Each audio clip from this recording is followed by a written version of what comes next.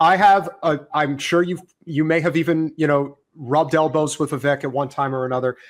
There was something about him from the very beginning. Listen, he's an extremely intelligent guy. I would not take that away from him in a million years. But he really he sells that snake oil hard, and he really comes off like a person that I would not trust. It doesn't mean that, I have anything against him. He's just somebody who I just wouldn't break bread with. And so when the veil comes off and you actually reveal what you're really thinking, this is what set people off. The reason top tech companies often hire foreign-born and first-generation engineers over native Americans isn't because of an innate American IQ deficit, a lazy and wrong explanation. A key part of it comes down to the C word, culture. Tough questions demand tough answers, and if we're really serious about fixing the problem, we have to confront the truth. Our American culture has venerated mediocrity over excellence for way too long, at least since the 90s and likely longer. That doesn't start in college. It starts young. Again, this is all open to interpretation. A culture that celebrates the prom queen over the math Olympiad champ or the jock over the valedictorian will not produce the best engineers. A culture that venerates Corey from Boy Meets World or Zach and Slater over Screech and Saved by the Bell, or Stefan over Steve. Okay, see, hold on one second. I got to stop you right there. Now I see it. So this is somebody who was obviously that kid. And nerd. Well, not just nerd, but clearly the unappealing nerd, because I, as somebody who dated the king of the nerds in high school, can attest that this is somebody with some serious trauma from high school. Oh, yeah. This is ridiculous. I hadn't seen this, but this is somebody who has. He had a few wedgies and wet willies, I'm sure, in his day. I mean, the fact that he's sitting there and like holding a grudge about Zach and Slater over Screech, it's like if you are holding grudges over prototype patriarchal characters, you've got issues. He was the valedictorian.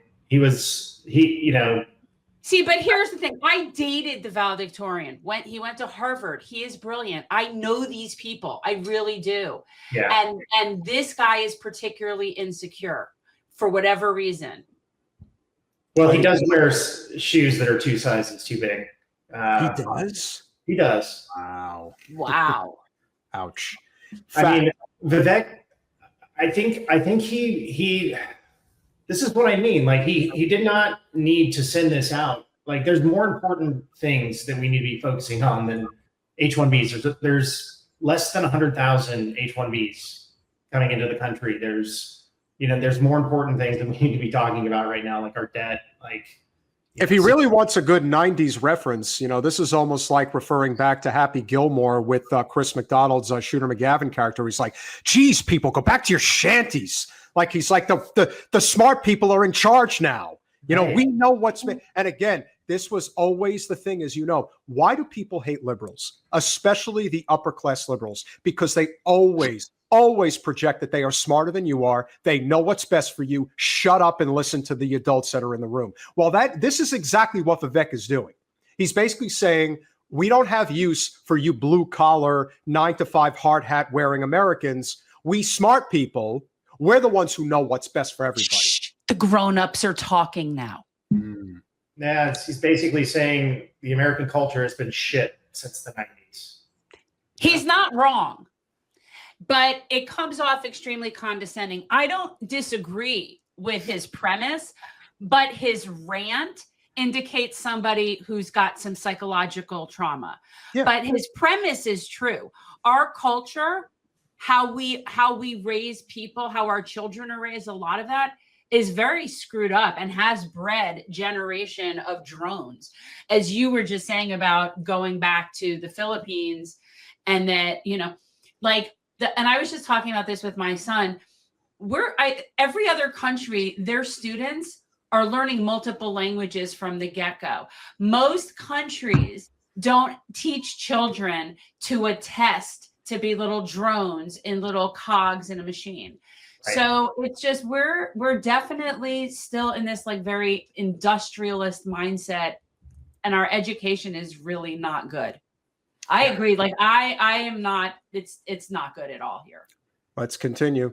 Fact, I know multiple sets of immigrant parents in the 90s who actively limited how much their kids could watch those TV shows precisely because they promoted mediocrity, and their kids went on to become wildly successful STEM grads.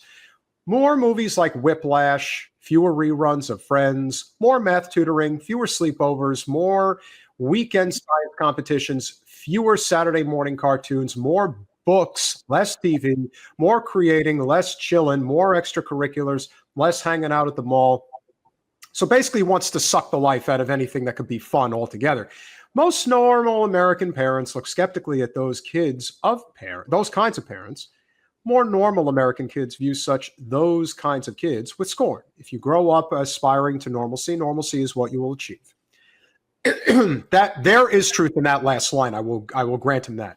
But it's not wrong what he's saying. He's just coming off extremely elitist and condescending in the manner in which he's saying. I think, well, and we'll finish this out, but I'll give my thought in terms of what his real message is here. No, close your eyes and visualize which families you knew in the 90s or even now who raised their kids according to one model versus the other. Be brutally honest. Normalcy doesn't cut it in the hyper-competitive global market for tech talent.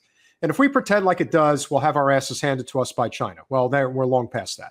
This can be our Sputnik moment. We're awakened from slumber before, and we can do it again. Trump's election hopefully marks the beginning of a new golden era in America, but only if our culture fully wakes up. A culture that once again prioritizes achievement over normalcy, excellence over mediocrity, nerdiness over conformity, hard work over laziness. That's the work we have cut out for us, rather than wallowing in victimhood and just wishing or legislating alternative hiring practices. Colin, I need more scroll. I need more scroll. Thank you. Into existence. I'm confident we can do it. This is a guy who absolutely prioritized, or let me rephrase, because if you know anything about Indian culture, it starts at home. And Indian parents expect a lot from their kids. And they obviously expected a lot from him. And he achieved. Now, he may not have gotten to enjoy himself the way that I think he would have liked to when he was growing up.